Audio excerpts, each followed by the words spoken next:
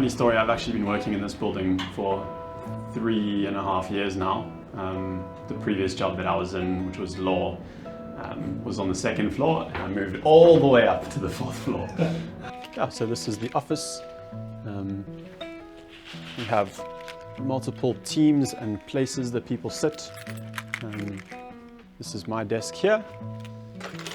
So my name is Ross Perret. I'm a financial advisor, a musician on the side. Not really.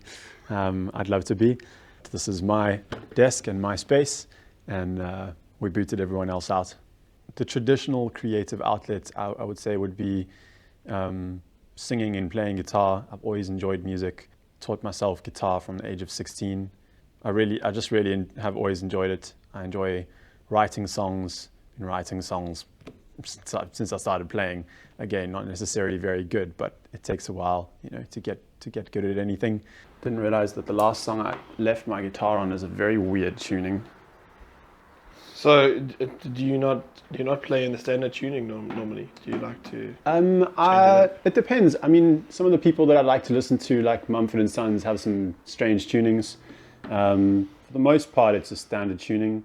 That was John Mayer, one of my favorites, and he doesn't normally use weird tunings, but this is just a really nice, like harmonic song. I mean, that one.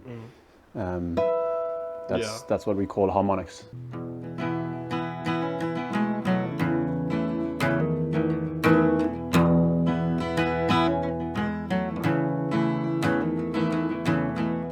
I very much think of my work as creative as well.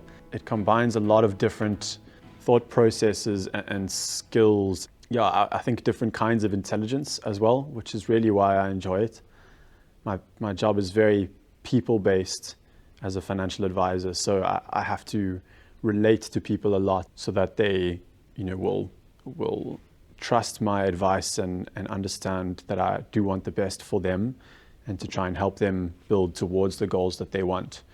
But that also comes with the principles and the knowledge that I have from the financial side and the legal side, which is my original background.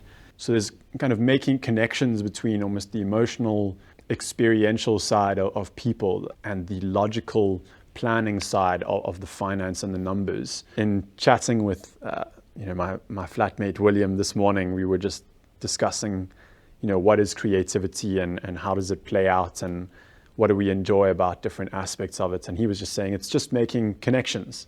And I think that describes very much why I view my job as creative. Yeah, we have our medical aid team, health team on that side. Most of the more experienced advisors sit here and a couple sit down there. Yeah, and then we've got some of the meeting rooms that we use to see clients when we have them come into the office. Like this, a little table and a few chairs, so we can sit and discuss how to help them.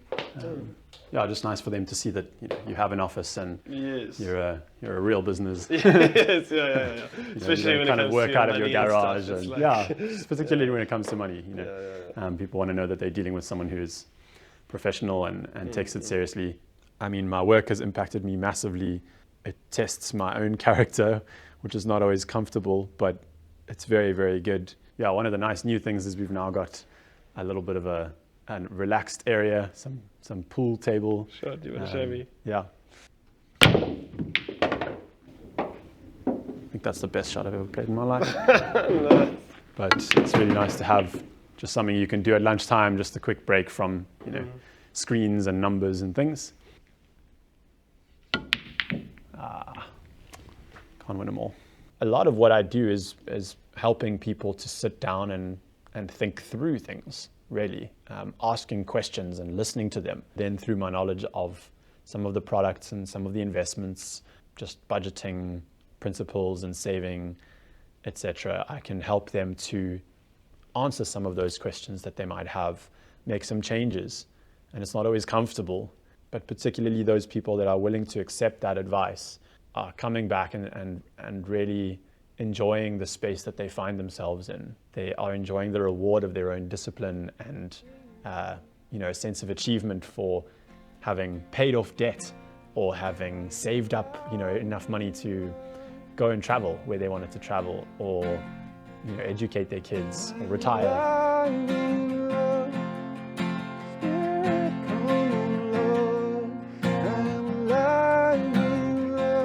I've been singing since I started taking lessons in about grade 3, I think. I was in choirs until grade 11 and absolutely loved it. Learned a lot, got to travel. I was with a choir here from the Midlands that went to the UK to sing in a competition and to sing for the Queen's Jubilee, which was an incredible experience. Yeah, the singing outlet has always been something I've enjoyed, and it's played out in various ways. I'm a strong Christian, and I have always enjoyed being involved in worship at church, playing guitar and singing and leading worship. It's encouraged me, it's comforted me, it's allowed me to express myself and my feelings. It's allowed me to connect with other people, around creativity and how to, write songs. It's allowed me to connect with people that don't necessarily have the same creative outlet as me, but understand how difficult it is to share things with other people and be vulnerable. In many conversations that I've been able to explain different principles, I've found that people are able to find some peace about the anxiety that is caused around financial stress. If we're not where we'd like to be, it can cause a lot of stress and discomfort, unsettledness for people, particularly as you start getting into marriage and children and schooling and retirement. They're big moments in people's lives where I can help them to just sit down and think through the way that they want to approach these different things, hopefully in advance of those things happening.